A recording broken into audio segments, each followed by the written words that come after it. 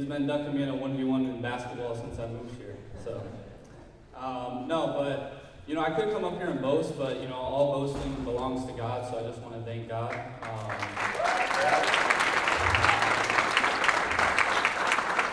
And I'm going to be talking about attracting great people, and I just want to preface it to say I'm still working on it myself.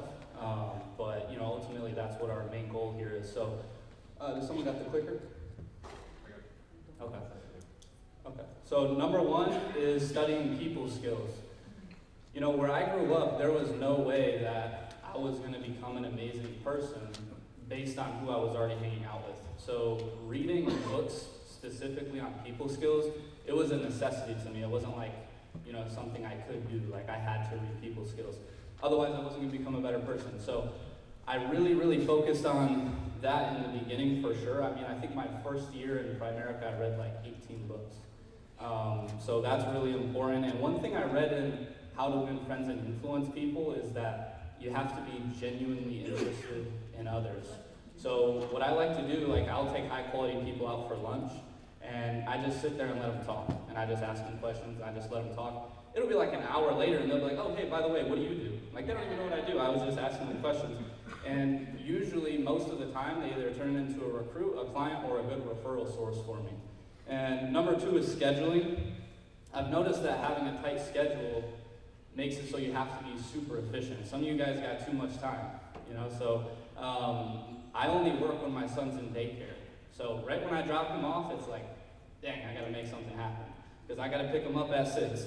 So from 9 to 12, nothing is happening besides meeting new people. I'm not doing pending business, I'm not doing back-end work, it's just work, meeting new people. And the reason it needs to be scheduled is because you have to have an intention to attract these great people, and you're not going to do it without putting it on your schedule. And you'll never build a huge team of great people if you don't have the intention to do that and you don't schedule the time to make that happen. Rome wasn't built in one day. It also wasn't built by one person, but it also wasn't built unintentionally. They made a goal to make it happen. It wasn't just like, we'll do it as we go. No, they made sure it was going to happen. And then the last thing is building a track record.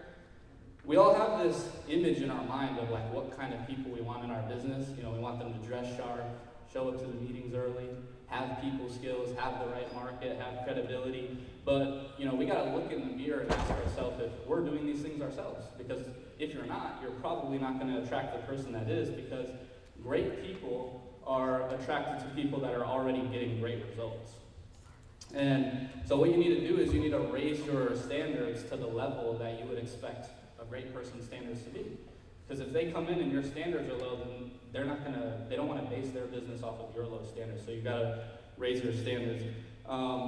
Last thing is you got to ask yourself why, if you're trying to attract a great person, you got to ask yourself, why would they want to let me train them?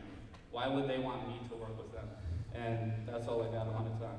Thank you guys.